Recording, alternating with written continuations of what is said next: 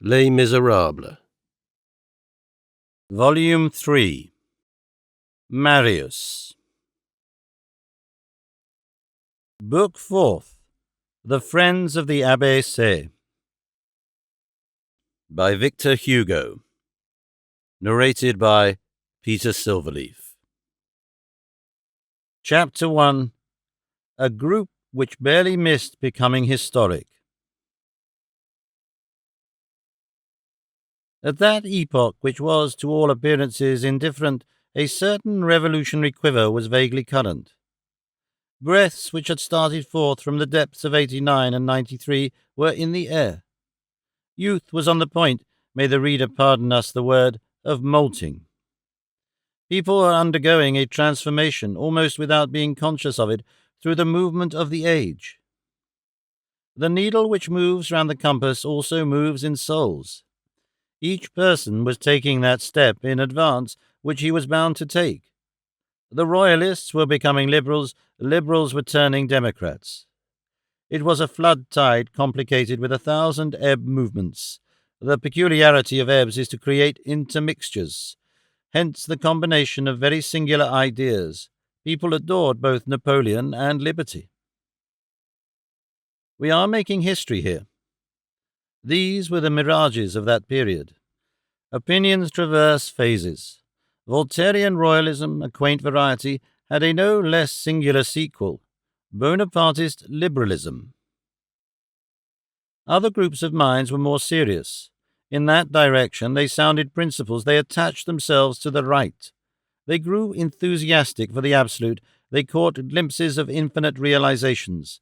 The absolute, by its very rigidity, urges spirits towards the sky and causes them to float in an illimitable space. There is nothing like dogma for bringing forth dreams, and there is nothing like dreams for engendering the future. Utopia today, flesh and blood tomorrow.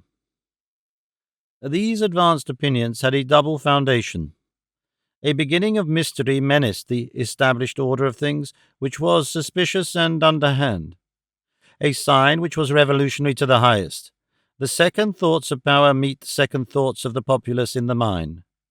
The incubation of insurrections gives the retort to the premeditations of coups d'etat. There did not as yet exist in France any of those vast underlying organizations like the German Tugendbund and the Italian Carbonarism. But here and there were dark underminings, which were in the process of throwing off shoots. The Cougourde was being outlined at Aix. There existed at Paris, among other affiliations of that nature, the Society of the Friends of the ABC. What were the Friends of the ABC? A society which had for its object, apparently, the education of children, in reality, the elevation of man.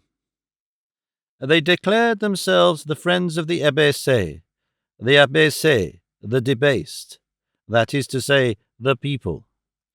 They wished to elevate the people. It was a pun which we should do wrong to smile at. Puns are sometimes serious factors in politics. Witness the castratus ad castra, which made a general of the army of Nas. Witness Barbari at Barberini. Witness Tue Petrus at Super Hanc Petram, etc., etc. The Friends of the ABC were not numerous. It was a secret society in the state of embryo. We might almost say a coterie, if coteries ended in heroes. They assembled in Paris in 2 localities, near the fish market, in a wine shop called Corinth, of which more will be heard later on, and near the Pantheon in a little café in the Rue Saint-Michel called the Café Musin, now torn down. The first of these meeting places was close to the working man, the second to the students. The assemblies of the Friends of the ABC were usually held in a back room of the Café Musin. This hall, which was tolerably remote from the café, with which it was connected by an extremely long corridor, had 2 windows and an exit with a private stairway on the little Rue des Grès. There they smoked and drank and gambled and laughed. There they conversed in very loud tones about everything and in whispers of other things. An old map of France under the Republic was nailed to the wall, a sign quite sufficient to excite the suspicion of a police agent. The greater part of the friends of the ABC were students who were on cordial terms with the working classes. Here are the names of the principal ones. They belong in a certain measure to history. Enjolras, Combeferre, Jean Prouvaire, Feuilly, Courfeyrac, Bahorel, Lesgle, Joly, Grantaire. These young men formed a sort of family through the bond of friendship. All, with the exception of Lesgle, were from the south. This was a remarkable group. It vanished in the invisible depths which lie behind us. At the point of this drama which we have now reached, it will not perhaps be superfluous to throw a ray of light upon these youthful heads before the reader beholds them plunging into the shadow of a tragic adventure. Enjolras, whose name we have mentioned first of all, the reader shall see why later on, was an only son and wealthy. Enjolras was a charming young man who was capable of being terrible. He was angelically handsome. He was a savage Antinous. One would have said, to see the pensive thoughtfulness of his glance, that he had already in some previous state of existence traversed the revolutionary apocalypse. He possessed the tradition of it as though he had been a witness. He was acquainted with all the minute details of the great affair, a pontifical and warlike nature, a singular thing in a youth. He was an officiating priest and a man of war. From the immediate point of view, a soldier of the democracy, above the contemporary movement, the priest of the ideal. His eyes were deep, his lids a little red, his lower lip was thick and easily became disdainful, his brow was lofty. A great deal of brow in a face is like a great deal of horizon in a view. Like certain young men at the beginning of this century and at the end of the last, who became illustrious at an early age, he was endowed with excessive youth, and was as rosy as a young girl, although subject to hours of pallor. Already a man, he still seemed a child. His 22 years appeared to be but 17. He was serious. It did not seem as though he were aware there was on earth a thing called woman. He had but one passion, the right, but one thought, to overthrow the obstacle. On Mount Aventine he would have been Gracchus. In the Convention he would have been Saint-Just. He hardly saw the roses, he ignored spring, he did not hear the carolling of the birds. The bare throat of Evadne would have moved him no more than it would have moved Aristogeiton. He, like Harmodius, thought flowers good for nothing except to conceal the sword. He was severe in his enjoyments. He chastely dropped his eyes before everything which was not the Republic. He was the marble lover of liberty. His speech was harshly inspired, and had the thrill of a hymn. He was subject to unexpected outbursts of soul. Woe to the love affair which should have risked itself beside him. If any grisette of the Place Cambrai or the Rue Saint-Jean-de-Beauvais, seeing that face of a youth escaped from college, that page's mien, those long golden lashes, those blue eyes, that hair billowing in the wind, those rosy cheeks, those fresh lips, those exquisite teeth, had conceived an appetite for that complete Aurora, and had tried her beauty on Enjolras, an astounding and terrible glance would have promptly shown her the abyss, and would have taught her not to confound the mighty cherub of Ezekiel with the gallant cherubino of Beaumarchais. By the side of Enjolras, who represented the logic of the Revolution, Combeferre represented its philosophy. Between the logic of the Revolution and its philosophy there exists this difference, that its logic may end in war, whereas its philosophy can end only in peace. Combeferre complimented and rectified Enjolras. He was lofty but broader. He desired to pour into all minds the extensive principles of general ideas. He said, revolution but civilization, and around the mountain peak he opened out a vast view of the blue sky. The revolution was more adapted for breathing with Combeferre than with Enjolras. Enjolras expressed its divine right, and Combeferre its natural right. The first attached itself to Robespierre, the second confined himself to Condorcet. Combeferre lived the life of all the rest of the world more than did Enjolras. If it had been granted to these two young men to attain to history, the one would have been the just, the other the wise man. Enjolras was the more virile, Combeferre the more humane. Homo and ver, that was the exact effect of their different shades. Combeferre was as gentle as Enjolras was severe through natural whiteness. He loved the word citizen, but he preferred the word man. He would gladly have said hombre, like the Spanish. He read everything, went to the theatres, attended the courses of public lecturers, learned the polarization of light from Arago, grew enthusiastic over a lesson in which Geoffroy Saint-Hilaire explained the double function of the external carotid artery and the internal, the one which makes the face and the one which makes the brain. He kept up with what was going on, followed science step by step, compared Saint-Simon with Fourier, deciphered hieroglyphics, broke the pebble which he found and reasoned on geology, drew from memory a silkworm moth, pointed out the faulty French in the dictionary of the Academy, studied Puységur and Deleuze, affirmed nothing, not even miracles, denied nothing, not even ghosts, turned over the files of the Moniteur, reflected. He declared that the future lies in the hand of the schoolmaster, and busied himself with educational questions. He desired that society should labour without relaxation at the elevation of the moral and intellectual level, at coining science, at putting ideas into circulation, at increasing the mind in youthful persons, and he feared lest the present poverty of method, the paltriness from a literary point of view confined to 2 or 3 centuries called classic, the tyrannical dogmatism of official pedants, scholastic prejudices and routines should end by converting our colleges into artificial oyster-beds.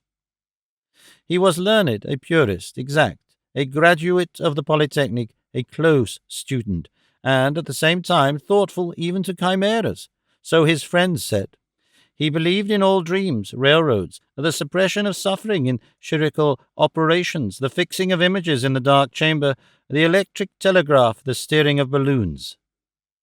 Moreover, he was not much alarmed by the citadels erected against the human mind in every direction, by superstition, despotism, and prejudice. He was one of those who think that science will eventually turn the position. Enjolras was a chief, Combeferre was a guide.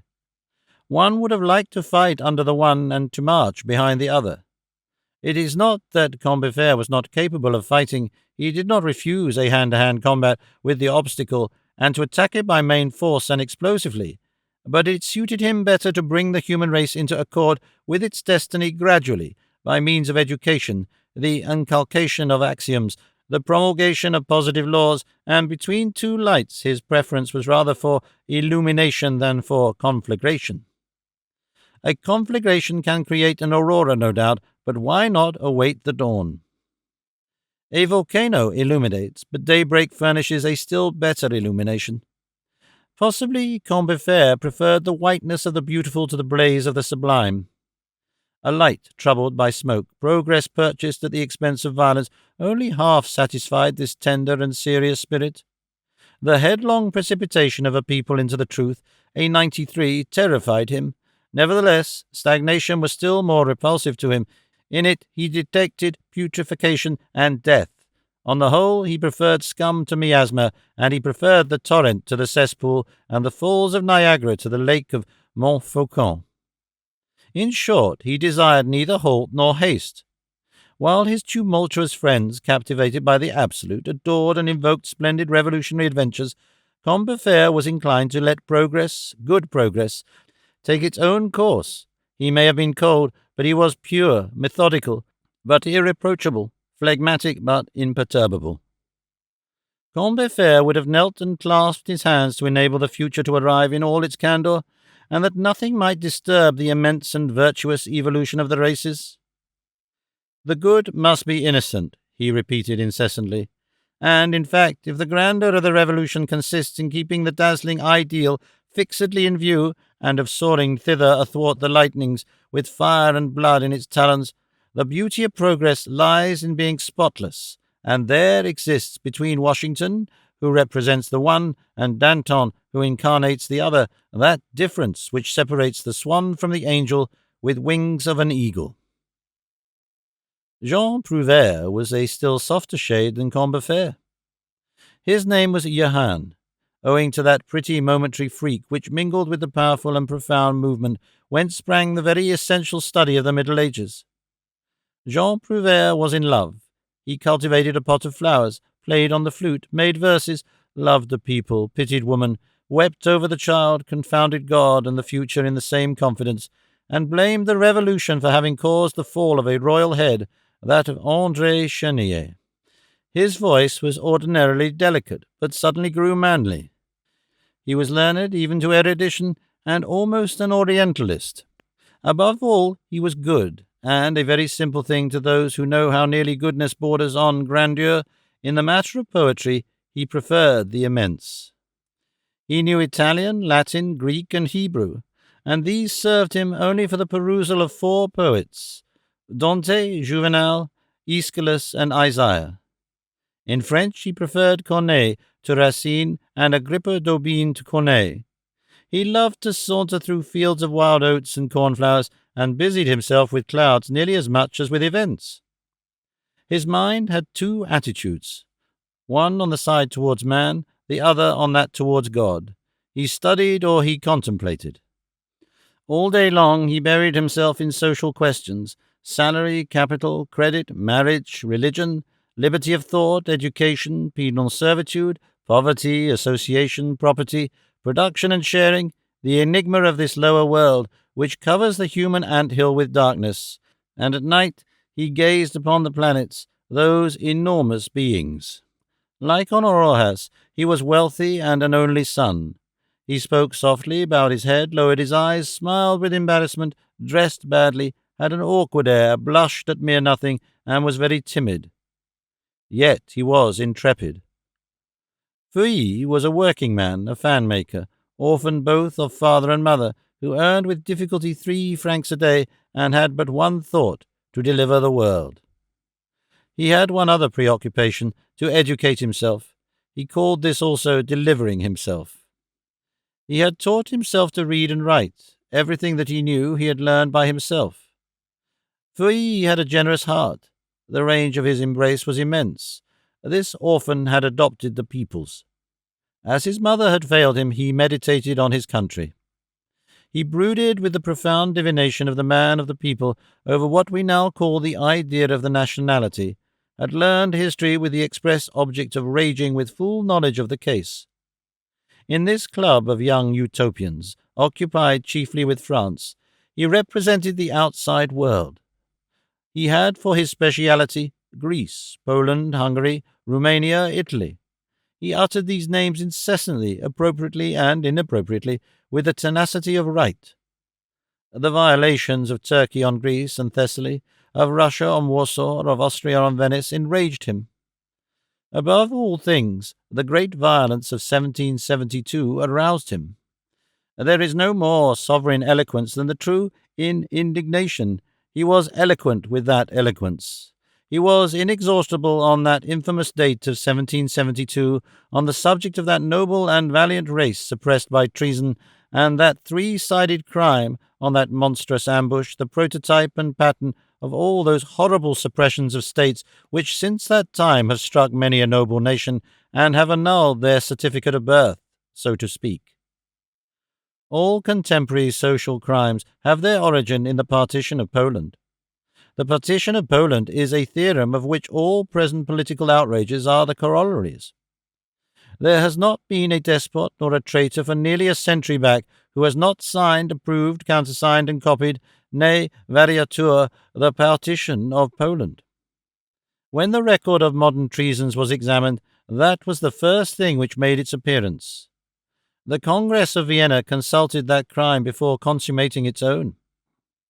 1772 sounded the onset. 1815 was the death of the game.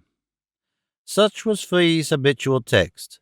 This poor working man had constituted himself the tutor of justice, and she recompensed him by rendering him great. The fact is that there is eternity in right. Warsaw can no more be Tartar than Venice can be Teuton. Kings lose their pains and their honour in the attempt to make them so. Sooner or later, the submerged part floats to the surface and reappears. Greece becomes Greece again. Italy is once more Italy. The protest of right against the deed persists forever. The theft of a nation cannot be allowed by prescription. These lofty deeds of rascality have no future. A nation cannot have its mark extracted like a pocket handkerchief. Courfeyrac had a father who was called Monsieur Courfeyrac. One of the false ideas of the bourgeoisie under the Restoration as regards aristocracy and the nobility was to believe in the particle. The particle, as everyone knows, possesses no significance. But the bourgeois of the epoch of La Minerve estimated so highly that that they thought themselves bound to abdicate it. Monsieur de Chauvelin had himself called Monsieur de Chauvelin, Monsieur de Caumartin, Monsieur Caumartin, Monsieur de Constant de Robec, Benjamin Constant, Monsieur de Lafayette, Monsieur Lafayette. Courfeyrac had not wished to remain behind the rest, and called himself plain Courfeyrac. We might almost, so far as Courfeyrac is concerned, stop here, and confine ourselves to saying with regard to what remains, for Courfeyrac see Ptolemy. Courfeyrac had, in fact, that animation of youth which may be called the beauty du diable of the mind. Later on this disappears like the playfulness of the kitten, and all this grace ends with the bourgeois on 2 legs and with the tomcat on 4 paws. This sort of wit is transmitted from generation to generation of the successive levies of youth who traverse the schools, who pass it from hand to hand, quasi-cursories, and is almost always exactly the same, so that, as we have just pointed out, any one who had listened to Courfeyrac in 1828 would have thought he heard Ptolemy in 1817. Only Courfeyrac was an honourable fellow. Beneath the apparent similarities of the exterior mind, the difference between him and Ptolemy's was very great. The latent man, which existed in the two, was totally different in the first from what was in the second. There was in Ptolemy's a district attorney, and in Courfeyrac a paladin. Enjolras was the chief, Combeferre was the guide, Courfeyrac was the centre. The others gave more light, he shed more warmth. The truth is that he possessed all the qualities of a centre, roundness and radiance. Bahorel had figured in the bloody tumult of June 1822 on the occasion of the burial of young L'Allemand. Bahorel was a good-natured mortal who kept bad company, brave, a spendthrift, prodigal, and to the verge of generosity talkative, and at times eloquent, bold to the verge of effrontery.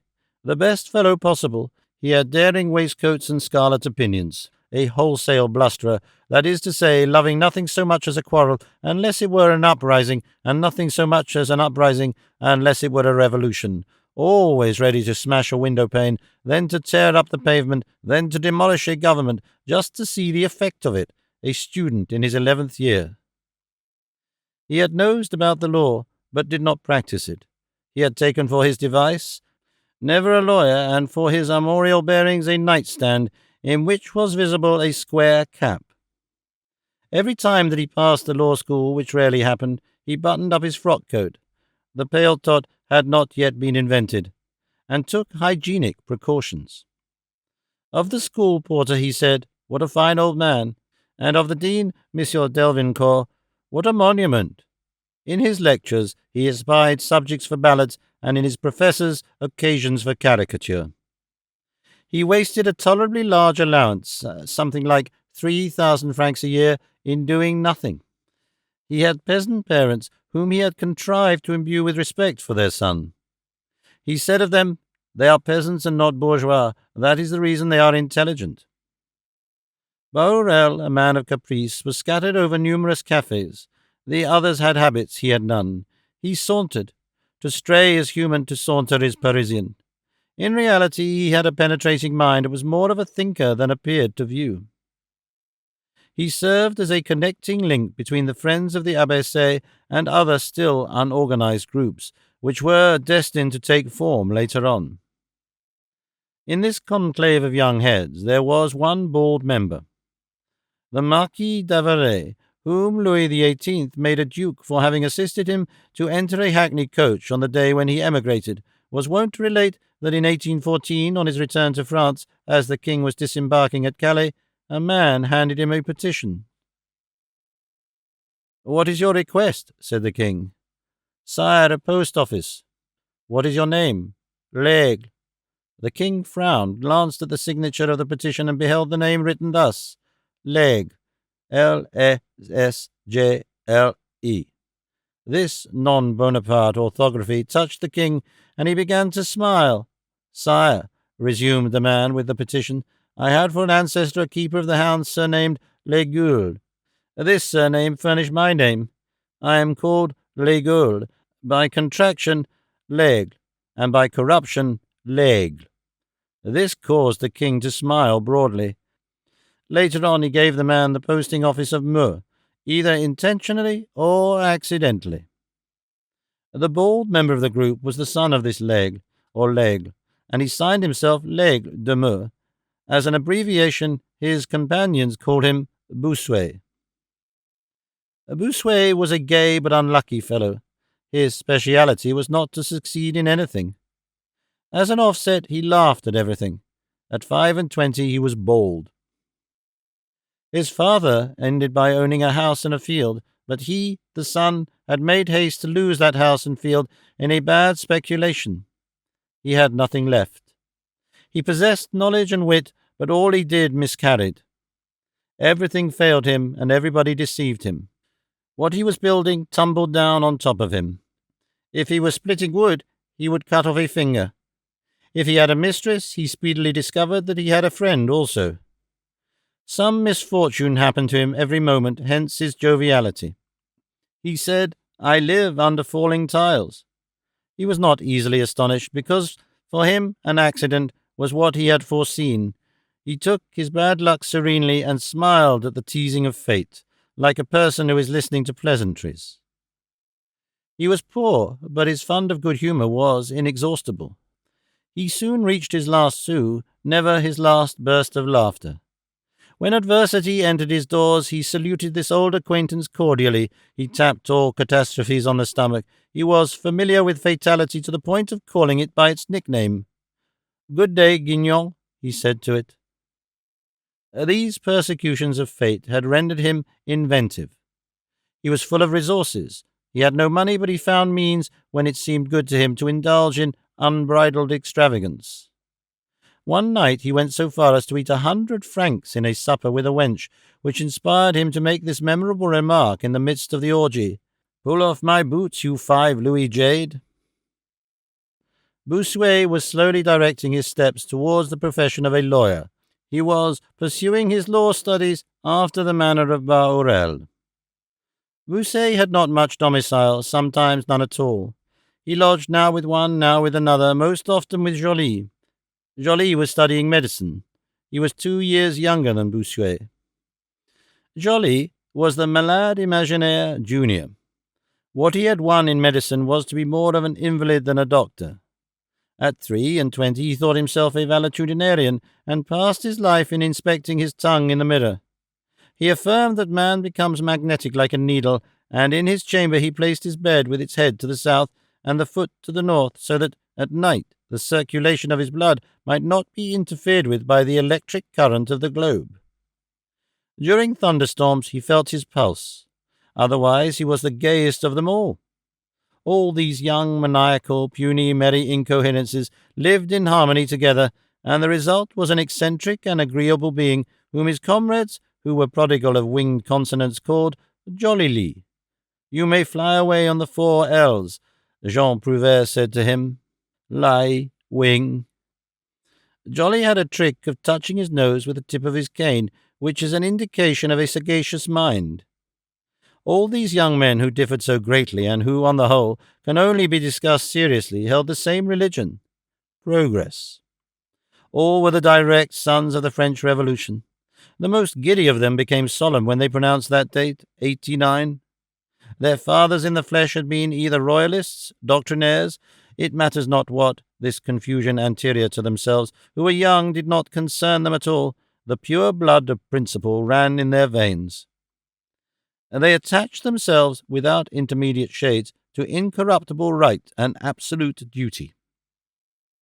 Affiliated and initiated, they sketched out the ideal underground. Among all these glowing hearts and thoroughly convinced minds, there was one skeptic. How came he there? By juxtaposition. This skeptic's name was Grantaire, and he was in the habit of signing himself with this rebus. Grantaire was a man who took good care not to believe in anything. Moreover, he was one of the students who had learned the most during their course at Paris. He knew that the best coffee was to be had at the Café Lemblin, and the best billiards at the Café Voltaire, that good cakes and lasses were to be found at the Hermitage on the Boulevard du Maine, spatch-cocked chickens at Mother Sauguet's, excellent matelotes at the Barrière de la Cunette, and a certain thin white wine at the Barrière du Camp Pat. He knew the best place for everything.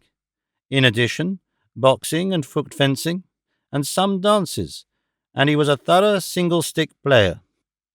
He was a tremendous drinker to boot. He was inordinately homely. The prettiest boot-stitcher of that day, Irma Boissy, enraged with his homeliness, pronounced sentence on him as follows: "Grantaire is impossible." But Grantaire's fatuity was not to be disconcerted. He stared tenderly and fixedly at all women, with the air of saying to them all, "If I only chose," and of trying to make his comrades believe that he was in general demand. All those words, rights of the people, rights of man, social contract, the French Revolution, the Republic, democracy, humanity, civilization, religion, progress, came very near to signifying nothing whatever to Grantaire. He smiled at them. Skepticism, that caries of the intelligence, had not left him a single whole idea. He lived with irony. This was his axiom: "There is but one certainty, my full glass." He sneered at all devotion in all parties, the father as well as the brother, Robespierre Jr. as well as Lauzarol. "They are greatly in advance to be dead," he exclaimed. He said of the crucifix, "There is a gibbet which has been a success." A rover, a gambler, a libertine, often drunk, he displeased these young dreamers by humming incessantly, "J'aimons les filles, j'aimons le bon vin," air vivi en effort. However, this skeptic had one fanaticism. This fanaticism was neither a dogma, nor an idea, nor an art, nor a science. It was a man, Enjolras. Grantaire admired, loved, and venerated Enjolras. To whom did this anarchical scoffer unite himself in this phalanx of absolute minds? To the most absolute. In what manner had Enjolras subjugated him? By his ideas? No, by his character. A phenomenon which is often observable. A skeptic who adheres to a believer is as simple as the Lord of complementary colours. That which we lack attracts us. No one loves the light like the blind man. The dwarf adores the drum major. The toad always has his eyes fixed on heaven. Why? In order to watch the bird in its flight. Grantaire, in whom writhed doubt, loved to watch faith saw in Enjolras. He had need of Enjolras. That chaste, healthy, firm, upright, hard, candid nature charmed him, without his being clearly aware of it, and without the idea of explaining it to himself having occurred to him. He admired his opposite by instinct. His soft, yielding, dislocated, sickly, shapeless ideas attached themselves to Enjolras as to a spinal column. His moral backbone leaned on that firmness. Grantaire, in the presence of Enjolras, became someone once more. He was, himself, moreover, composed of two elements which were, to all appearance, incompatible. He was ironical and cordial. His indifference loved. His mind could get along without relief, but his heart could not get along without friendship. A profound contradiction, for an affection is a conviction. His nature was thus constituted. There are men who seem to be born to be the reverse, the obverse, the wrong side. They are Pollux, Patrocles, Nissus, Eudamidas, Ephistion, Pechmeia. They only exist on condition that they are backed up with another man. Their name is a sequel, and is only written preceded by the conjunction and their existence is not their own. It is the other side of an existence which is not theirs. Grantaire was one of these men. He was the obverse of Enjolras. One might almost say that affinities begin with the letters of the alphabet. In the series O and P are inseparable. You can at will pronounce O and P or Orestes and Pylades. Grantaire, Enjolras' true satellite, inhabited this circle of young men.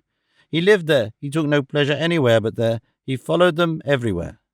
His joy was to see these forms go and come through the fumes of wine. They tolerated him on account of his good humour.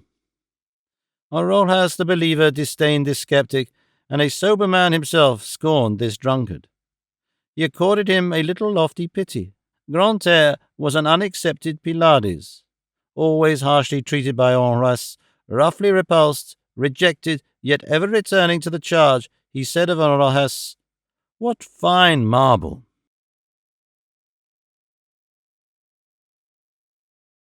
Chapter 2. Blondeur's Funeral Oration by Bossuet.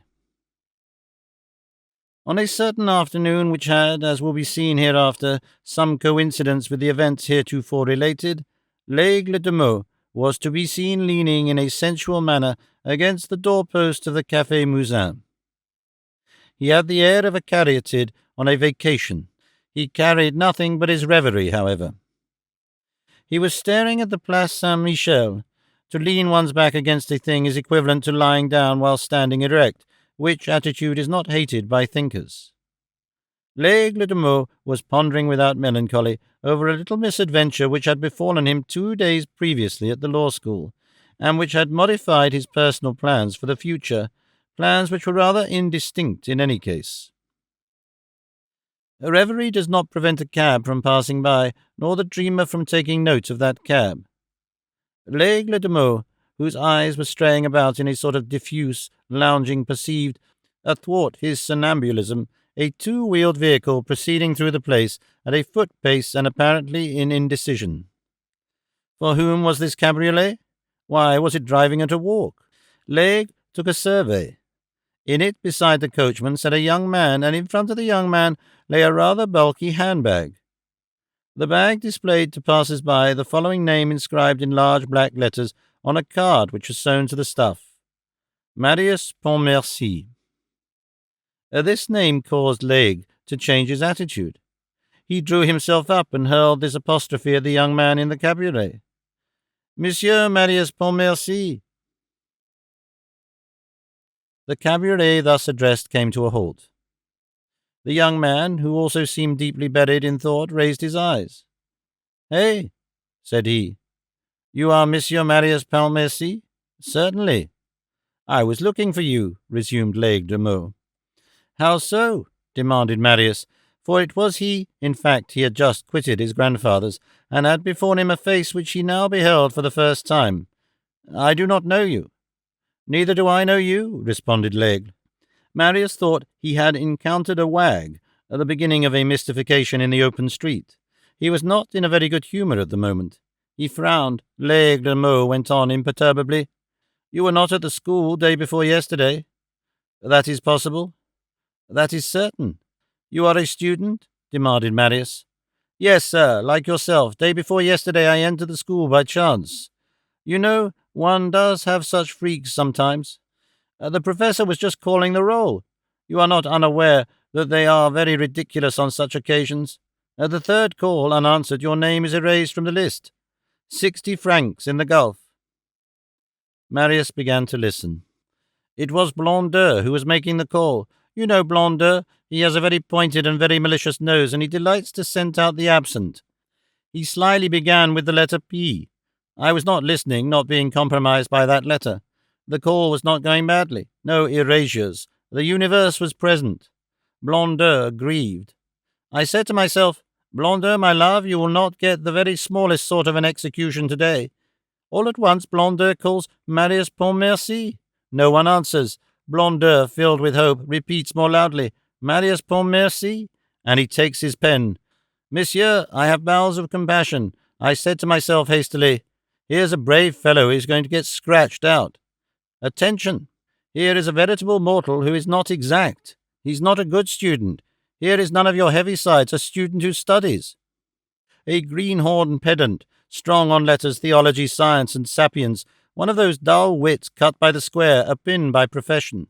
He is an honourable idler who lounges, who practises country jaunts, who cultivates the grisette, who pays court to the fair sex, who is at this very moment, perhaps, with my mistress. Let us save him. Death to Blondeau." At that moment Blondeau dipped his pen in, all black with erasures in the ink, cast his yellow eyes round the audience-room, and repeated for the third time, "Marius Pontmercy." I replied, "Present." This is why you were not crossed off. "Monsieur," said Marius. "And why I was," added Lesgle de Meaux. I do not understand you, said Marius. L'Aigle resumed. Nothing is more simple. I was close to the desk to reply and close to the door for the purpose of flight. The professor gazed at me with a certain intensity. All of a sudden, Blondet, who must be the malicious nose alluded to by Boileau, skipped to the letter L. L is my letter. I am from Meur, and my name is L'Aigle. L'Aigle, interrupted Marius. What fine name! Monsieur Blondet came to this fine name and called L'Aigle. I reply, present. Then Blondet gazes at me with the gentleness of a tiger and says to me, if you are Pontmercy, you are not L'Aigle. A phrase which has a disobliging air for you, but which was lugubrious only for me. That said, he crossed me off. Marius exclaimed, I am mortified, sir. First of all, interposed L'Aigle, I demand permission to embalm Blondet in a few phrases of deeply felt eulogium. I will assume that he is dead. There will be no great change required in his gauntness, in his pallor, in his coldness, and in his smell. And I say, Euridimni, qui jugatis terram. Here lies Blondet, Blondet the nose, Blondet Nasica, the ox of discipline, boss disciplinae, the bloodhound of the password, the angel of the roll call, who was upright, square, exact, rigid, honest, and hideous. God crossed him off as he crossed me off. Marius resumed. I am very sorry. Young man, said Lesgle de Meur, let this serve you as a lesson. In future be exact. I really beg you 1,000 pardons. Do not expose your neighbours to the danger of having his name erased again. I am extremely sorry. L'Aigle burst out laughing. And I am delighted. I was on the brink of becoming a lawyer. This erasure saves me. I renounce the triumphs of the bar. I shall not defend the widow, and I shall not attack the orphan. No more toga, no more stage. Here is my erasure all ready for me. It is to you that I am indebted for it, Monsieur Pontmercy. I intend to pay a solemn call of thanks upon you. Where do you live? In this cab, said Marius. A sign of opulence, retorted L'Aigle calmly. I congratulate you. You have there a rent of 9,000 francs per annum. At that moment, Courfeyrac emerged from the café. Marius smiled sadly. I have paid this rent for the last 2 hours, and I aspire to get rid of it. But there is a sort of history attached to it, and I don't know where to go. Come to my place, sir, said Courfeyrac. I have the priority, observed L'Aigle, but I have no home. Hold your tongue, Bossuet, said Courfeyrac. Bossuet, said Marius, but I thought your name was L'Aigle. De Meaux, replied L'Aigle. By metaphor, Bossuet. Courfeyrac entered the cab. The coachman, said he, Hotel de la Porte Saint-Jacques. And that very evening, Marius found himself installed in a chamber of the Hotel de la Porte Saint-Jacques, side by side with Courfeyrac.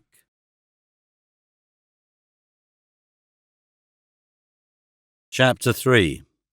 Marius's Astonishments.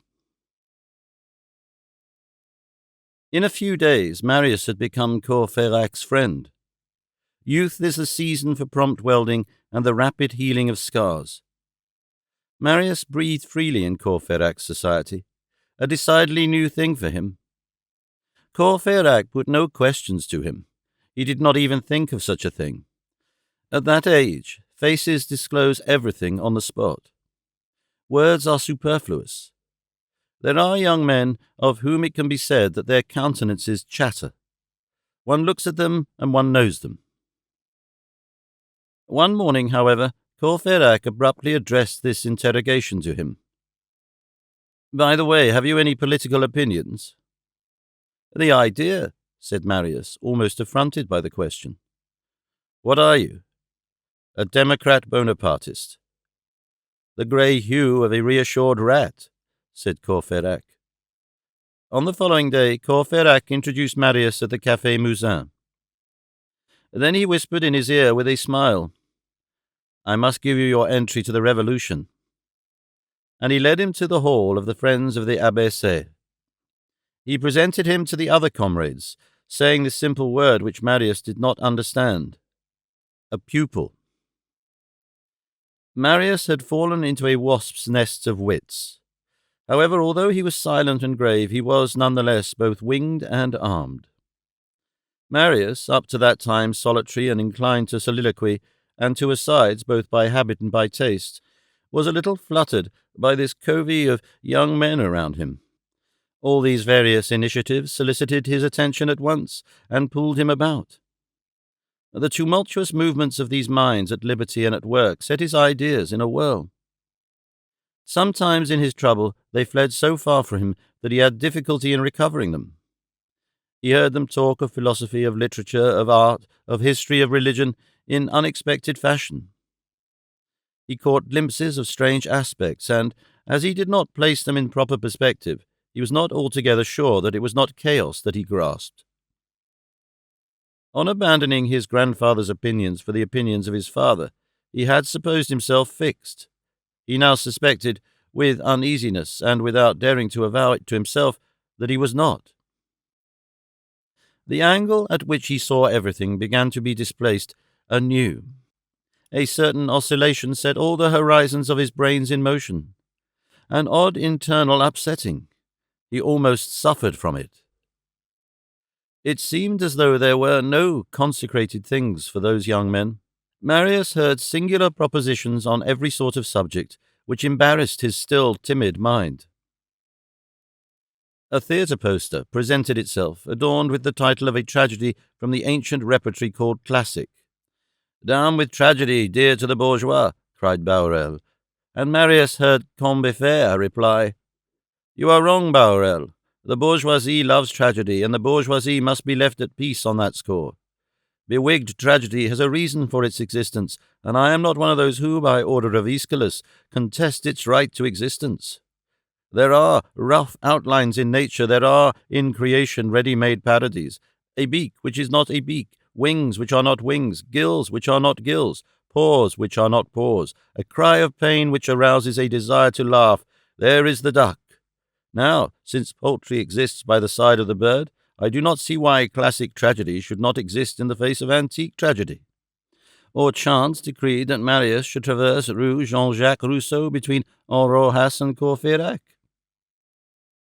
Courfeyrac took his arm. "Pay attention. This is the Rue Plâtrière, now called Rue Jean-Jacques Rousseau, on account of a singular household which lived in it 60 years ago. This consisted of Jean-Jacques and Thérèse. From time to time little beings were born there. Thérèse gave birth to them. Jean-Jacques represented them as foundlings." And Enjolras addressed Courfeyrac roughly. "Silence in the presence of Jean-Jacques. I admire that man. He denied his own children, that may be, but he had adopted the people." Not one of these young men articulated the word, the emperor. Jean Prouvaire alone sometimes said Napoleon. All the others said Bonaparte. Enjolras pronounced it Buonaparte. Marius was vaguely surprised. Initium sapientiae.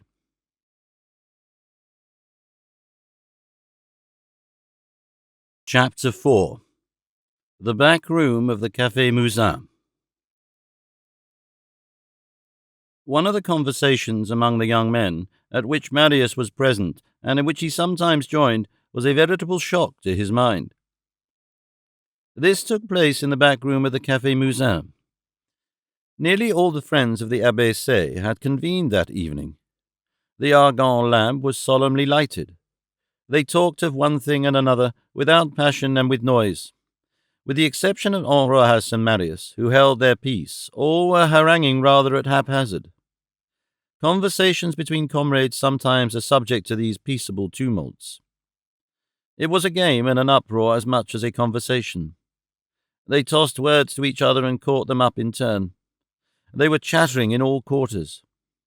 No woman was admitted to this back room, except Louison, the dishwasher of the café, who passed through it from time to time to go to her washing in the lavatory. Grantaire, thoroughly drunk, was deafening the corner of which he had taken possession, reasoning and contradicting at the top of his lungs and shouting, "I am thirsty. Mortals, I am dreaming that the ton of Heidelberg has an attack of apoplexy, and that I am one of the dozen leeches which will be applied to it. I want a drink. I desire to forget life. Life is a hideous invention of I know not whom. It lasts no time at all, and is worth nothing. One breaks one's neck in living, Life is a theatre set in which there are but few practicable entrances. Happiness is an antique reliquary painted on one side only. Ecclesiastes says, all is vanity. I agree with that good man, who never existed, perhaps. Zero, not wishing to go stark naked, clothed himself in vanity. Oh, vanity! The patching up of everything with big words. A kitchen is a laboratory, a dancer is a professor, an acrobat is a gymnast, a boxer is a pugilist, an apothecary is a chemist, a wig-maker is an artist, a hodman is an architect, a jockey is a sportsman, a woodlouse is a terre-gigi branche. Vanity has a right and a wrong side. The right side is stupid. It is the Negro with his glass beads. The wrong side is foolish. It is the philosopher with his rags. I weep over the one and I laugh over the other. What are called honours and dignities, and even dignity and honour, are generally of pinchbeck. Kings make playthings of human pride. Caligula made a horse a consul. Charles II made a knight of a sirloin. Wrap yourself up now, then, between consul incitatus and baronet roast beef. As for the intrinsic value of people, it is no longer respectable in the least. Listen to the panegyric which neighbour makes of neighbour. White on white is ferocious. If the lily could speak, what a sitting down it would give the dove. A bigoted woman prating of a devout woman is more venomous than the asp and the cobra. It is a shame that I am ignorant, otherwise I would quote to you a mass of things, but I know nothing. For instance, I have always been witty. When I was a pupil of Gross, instead of daubing wretched little pictures, I passed my time in pilfering apples. Rapin is the masculine of rapine. So much for myself. As for the rest of you, you are worth no more than I am. I scoff at your perfections, excellencies, and qualities. Every good quality tends towards a defect. Economy borders on avarice. The generous man is next door to the prodigal. The brave man rubs elbows with the braggart. He who says very pious says a trifle bigoted. There are just as many vices in virtue as there are holes in Diogenes' cloak. Whom do you admire, the slain or the slayer, Caesar or Brutus? Generally men are in favour of the slayer. Long live Brutus, he has slain. There lies the virtue. Virtue, granted, but madness also. There are queer spots on those great men. The Brutus who killed Caesar was in love with the statue of a little boy.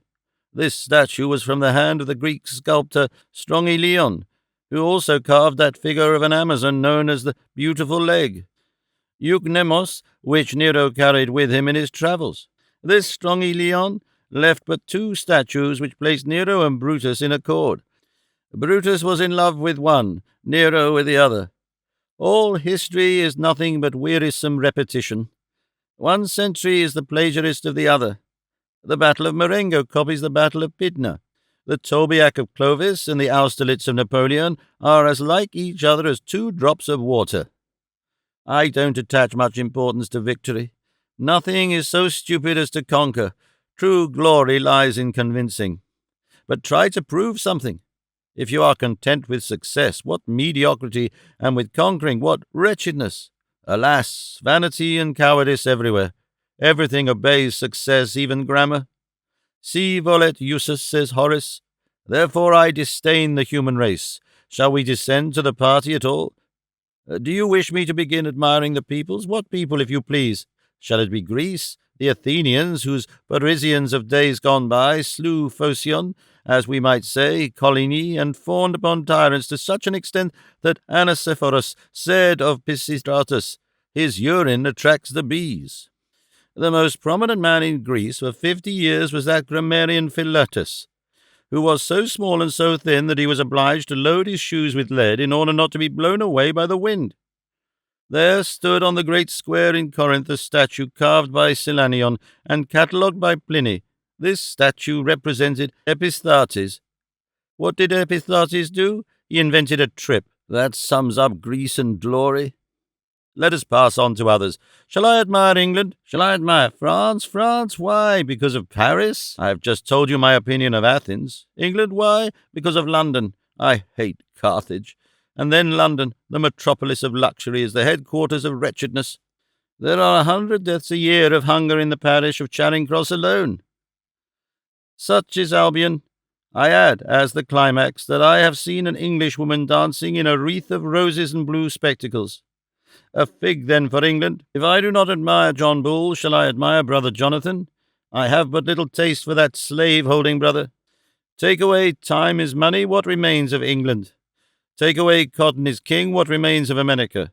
Germany is the lymph, Italy is the bile. Shall we go into ecstasies over Russia? Voltaire admired it. He also admired China. I admit that Russia has its beauties, among others a stout despotism, but I pity the despots. Their health is delicate.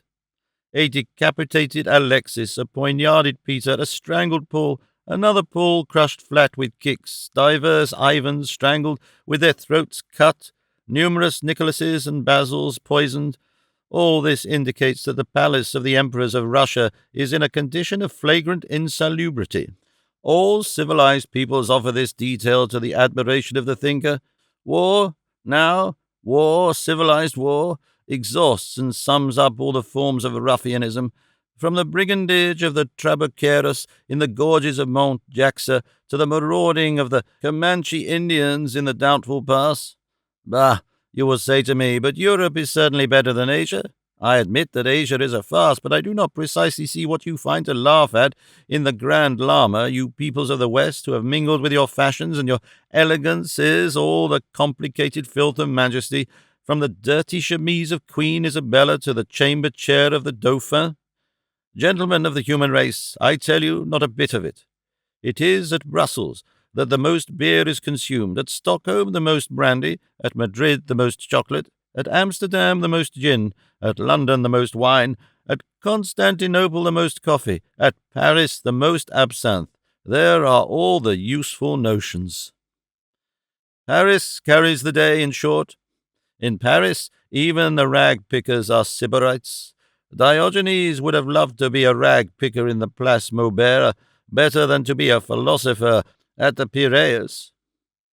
Learn this in addition. The wine-shops of the rag-pickers are called bee-bines. The most celebrated are the saucepan and the slaughter-house. Hence, tea-gardens, gougettes, caboulots, bouibbis, mastroquets, bastrings, manzanings, babines of the rag-pickers, caravanseries of the caliphs. I certify to you, I am a voluptuary. I eat at Richard's at 40 sous a head. I must have Persian carpets to roll naked Cleopatra in. Where is Cleopatra? Ah, so it is you, Louison. Good day. Rapin, the slang term for a painter's assistant. Thus did Grantaire, more than intoxicated, launch into speech, catching at the dishwasher in her passage from his corner in the back room of the Café Musin. Bossuet, extending his hand towards him, tried to impose silence on him, and Grantaire began again, worse than ever. Aigle de Meaux, down with your paws. You produce on me no effect with your gesture of Hippocrates refusing Artaxerxes, bric-a-brac. I excuse you from the task of soothing me. Moreover, I am sad. What do you wish me to say to you? Man is evil, man is deformed, the butterfly is a success, man is a failure. God made a mistake with that animal. A crowd offers a choice of ugliness. The first comer is a wretch. Femme, woman, rhymes with infâme, infamous. Yes, I have the spleen complicated with melancholy, with homesickness plus hypochondria, and I am vexed, and I rage, and I yawn, and I am bored, and I am tired to death, and I am stupid. Let God go to the devil. Silence, then, capital R, resumed Bossuet, who was discussing a point of law behind the scenes, and who was plunged more than waist-high in a phrase of judicial slang, of which this is the conclusion. And as for me, although I am hardly a legist, and at the most an amateur attorney, I maintain this, that in accordance with the terms of the customs of Normandy at Saint-Michel, and for each year, an equivalent must be paid to the profit of the lord of the manor, saving the rights of others, and by all and several, the proprietors as well as those seized with inheritance, and that, for all emphyteuses, leases, freeholds, contracts of domain, mortgages— Echo, plaintive nymph, hummed Grantaire. Near Grantaire, an almost silent table, a sheet of paper, an inkstand and a pen between 2 glasses of brandy announced that a vaudeville was being sketched out. This great affair was being discussed in a low voice, and the 2 heads at work touched each other. Let us begin by finding names. When one has the names, one finds the subject. That is true. Dictate, I will write. Monsieur Dorimont, an independent gentleman? Of course. His daughter Celestine? Dean. What next? Colonel Saint-Val. Saint-Val is stale. I should say Valsin. Beside the vaudeville aspirants, another group, which was also taking advantage of the uproar to talk low, was discussing a duel. An old fellow of 30 was counselling a young one of 18 and explaining to him what sort of an adversary he had to deal with. The deuce, look out for yourself. He is a fine swordsman. His play is neat. He has the attack, no wasted feints, wrist, dash, lightning, a just parade, mathematical parries, bigre, and he is left-handed. In the angle opposite Grantaire, Joly and Bahorel were playing dominoes and talking of love. You are in luck, that you are, Joly was saying. You have a mistress who is always laughing. That is a fault of hers, returned Bahorel. One's mistress does wrong to laugh. That encourages one to deceive her. To see her gay removes your remorse. If you see her sad, your conscience pricks you. Ingrate, a woman who laughs is such a good thing, and you never quarrel. That is because of the treaty which we have made. On forming our little holy alliance, we assigned ourselves each our frontier which we never cross. What is situated on the side of winter belongs to Vaud, on the side of the wind to Gex. Hence the peace. Peace is happiness digesting. And you, Joly Lily, where do you stand in your entanglement with Mademoiselle? You know whom I mean. She sulks at me with cruel patience. Yet you are a lover to soften the heart with gauntness. Alas! In your place, I would let her alone. That is easy enough to say. And to do. Is not her name Moussichette? Yes, my poor Bahorel. She is a superb girl, very literary, with tiny feet, little hands. She dresses well and is white and dimpled with the eyes of a fortune-teller. I am wild over her. My dear fellow, then in order to please her, you must be elegant and produce effects with your knees. Buy a good pair of trousers of double-milled cloth at Staub's. That will assist. At what price? Shouted Grantaire. The third corner was delivered up to a poetical discussion. Pagan mythology was giving battle to Christian mythology. The question was about Olympus, whose part was taken by Jean Prouvaire out of pure romanticism. Jean Prouvaire was timid only in repose. Once excited, he burst forth. A sort of mirth accentuated his enthusiasm, and he was at once both laughing and lyric. Let us not insult the gods, said he. The gods may not have taken their departure. Jupiter does not impress me as dead. The gods are dreams, you say? Well, even in nature such as it is today, after the flight of these dreams, we still find all the grand old pagan myths. Such and such a mountain with the profile of a citadel, like Vignemale, for example, is still to me the headdress of Cybele. It has not been proved to me that Pan does not come at night to breathe into the hollow trunks of the willows, stopping up the holes in turn with his fingers, and I have always believed that Io had something to do with the cascade of Pisvache. In the last corner, they were talking politics. The charter which had been granted was getting roughly handled. Combeferre was upholding it weakly. Courfeyrac was energetically making a breach in it. On the table lay an unfortunate copy of the famous Touquet Charter. Courfeyrac had seized it and was brandishing it, mingling with his arguments the rattling of this sheet of paper. In the first place, I won't have any kings, if it were only for an economical point of view. I don't want any. A king is a parasite. One does not have kings gratis. Listen to this. The dearness of kings. At the death of Francois I, the national debt of France amounted to an income of 30,000 livres. At the death of Louis XIV, it was 2 milliards, 600 millions, at 28 livres a mark, which was equivalent in 1760, according to Desmarais, to 4 milliards, 500 millions, which would today be equivalent to 12 milliards. In the second place, and no offence to Combeferre, a charter granted us is but a poor expedient of civilization. To save the transition, to soften the passage, to deaden the shock, to cause the nation to pass insensibly from the monarchy to democracy by the practice of constitutional fictions, what detestable reasons all those are! No, no, let us never enlighten the people with false daylight. Principles dwindle and pale in your constitutional cellar. No illegitimacy, no compromise, no grant from the king to the people. In all such grants there is an Article 14. By the side of the hand which gives there is the claw which snatches it back. I refuse your charter point blank. A charter is a mask, and the lie lurks beneath it. A people which accepts a charter abdicates. The law is only the law when entire. No charter. It was winter. A couple of faggots were crackling in the fireplace. This was tempting, and Courfeyrac could not resist. He crumpled the poor Touquet charter in his fist and flung it in the fire. The paper flashed up. Combeferre watched the masterpiece of Louis XVIII burn philosophically and contented himself with saying, "The charter metamorphosed into flame." And sarcasms, sallies, jests, that French thing which is called entrain, and that English thing which is called humour, good and bad tastes, good and bad reasons, all the wild pyrotechnics of dialogue, mounting together and crossing from all points of the room, produced a sort of merry bombardment over their heads.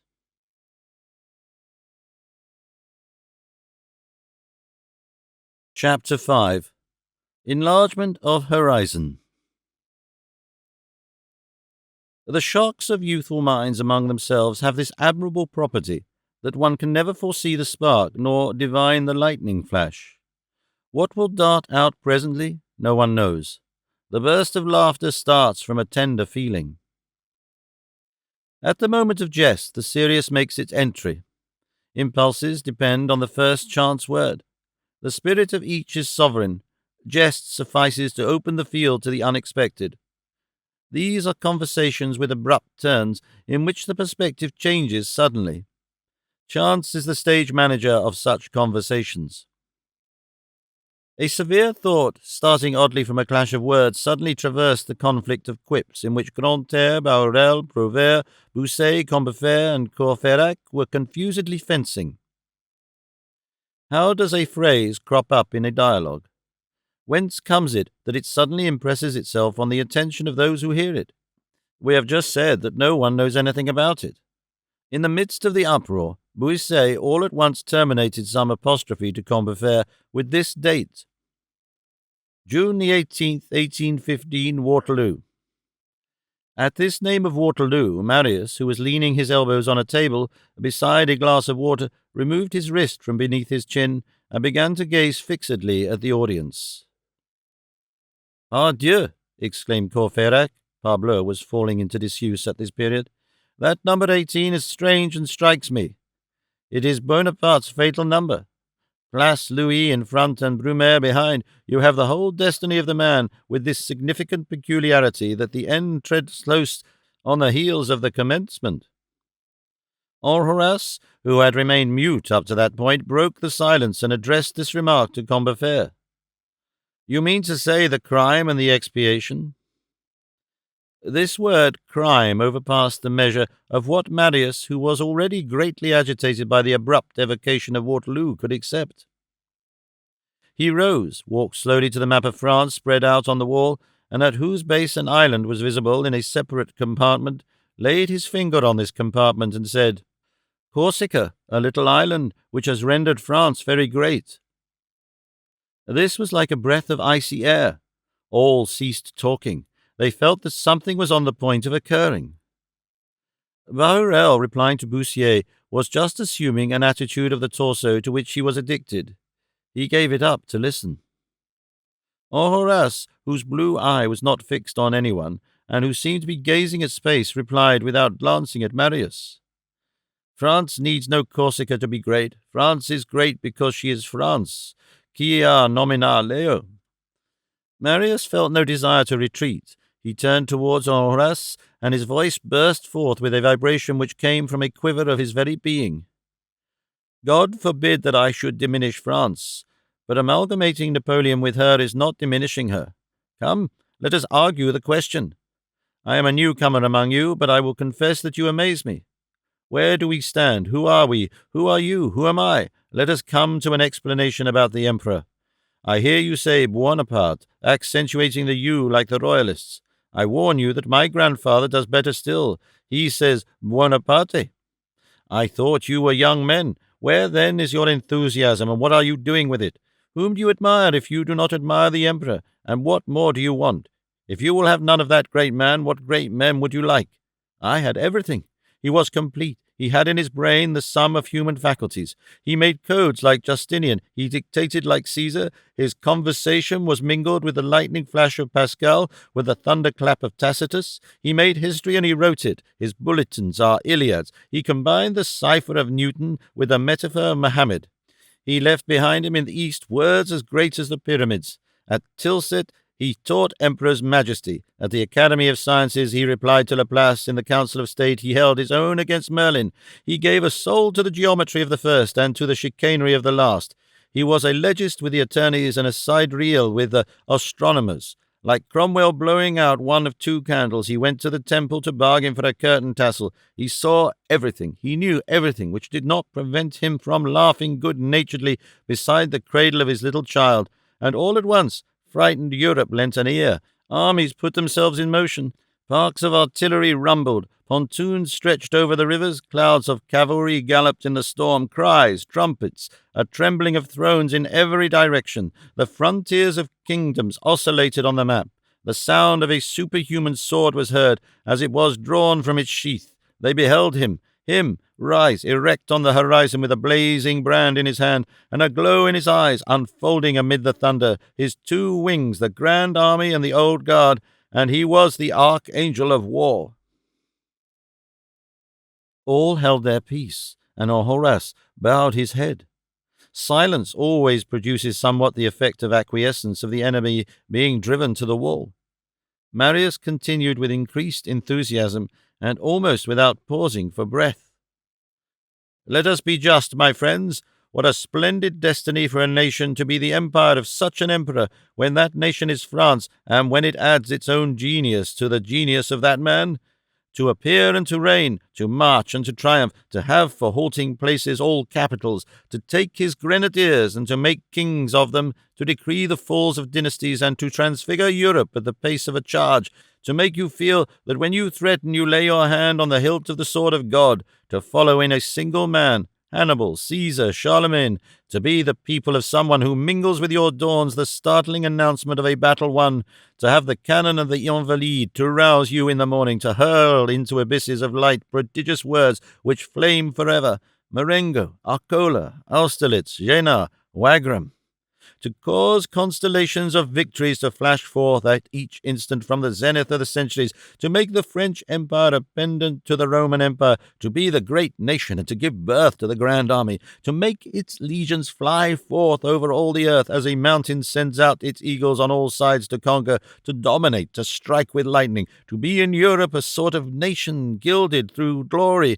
to sound athwart the centuries a trumpet blast of titans, to conquer the world twice by conquest and by dazzling. That is sublime, and what greater thing is there? To be free, said Combeferre. Marius lowered his head in his turn. That cold and simple word had traversed his epic effusion like a blade of steel, and he felt it vanishing within him. When he raised his eyes, Combeferre was no longer there. Probably satisfied with his reply to the apotheosis, he had just taken his departure, and all, with the exception of Enjolras, had followed him. The room had been emptied. Enjolras, left alone with Marius, was gazing gravely at him. Marius, however, having rallied his ideas to some extent, did not consider himself beaten. There lingered in him a trace of inward fermentation, which was on the point, no doubt, of translating itself into syllogisms arrayed against Enjolras, when all of a sudden they heard someone singing on the stairs as he went. It was Combeferre, and this is what he was singing. Si César m'avait donné la gloire et la guerre, et qu'il me fallait quitter l'amour de ma mère, je dirais au grand César, reprends ton sceptre et ton char, j'aime mieux ma mère, au goût, j'aime mieux ma mère. If Caesar had given me glory and war, and I were obliged to quit my mother's love, I would say to great Caesar, take back thy sceptre and thy chariot. I prefer the love of my mother. The wild and tender accents with which Combeferre sang communicated to this couplet a sort of strange grandeur. Marius, thoughtfully, and with his eyes diked on the ceiling, repeated almost mechanically, my mother. At that moment he felt Enjolras' hand on his shoulder. Citizen, said Enjolras to him, My mother is the Republic.